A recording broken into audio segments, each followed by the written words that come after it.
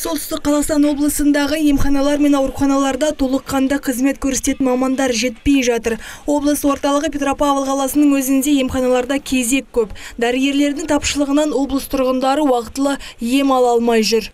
Есть, конечно, платные. Ақылы түрде қаралуға болады, бірақ біз зейнеттеміз ғой. Онсыз да барлығы ақылы. Кардиологқа ғана кезекке тұрсақ бір жөн ғой. Қазір мен асқазанды тексеру үшін ультрадыбыстық зерттеуден өтейін десем, 30 қарашаға ғана жазыла алам. Әрине көп күтіп қаласын. Облыс бойынша 230 дәрігер мен медициналық қызметкерлер жетіспейді. Оның 73-і аудандарға тиесілі дейді облыстық денсаулық сақтау басқармасының бөлім басшысы Гүлия Шамина. Дефицит у нас большой акушеров, гинекологов, узких специалистов. Облыс бойынша 12 акушер-гинеколог, 10 анестезиолог, реаниматолог және кардиологтар жетіспейді. Бұл мәселе бойынша жұмыстар жасалып жатыр. Медициналық мекемелердің бас дәрігерлері жыл сайын бос орындар жәрмеңкесіне қатысып отырады.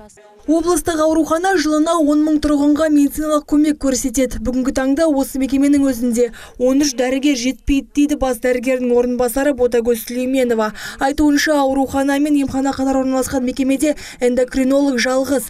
Қосымша маманның жоқтығынан оның өзі демалыссыз жұмыс істеуге мәжбүр. Ал дәрігер жетіспеуінің бір себебі көрсетілетін әлеуметтік көмектің аздығы дейді ол.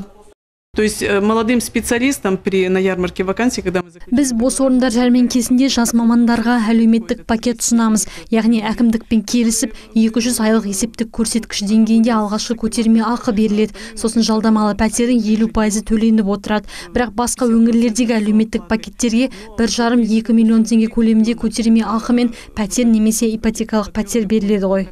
Солтүстік Қазақстан облысының 14 ауданы мен облыс орталығы Петропавл қаласында 1438 дәрігер мен 5146 медициналық қызметкер жұмыс жасайды. Асим Айтолла, Данияр Темірғалиев, Первый Северный.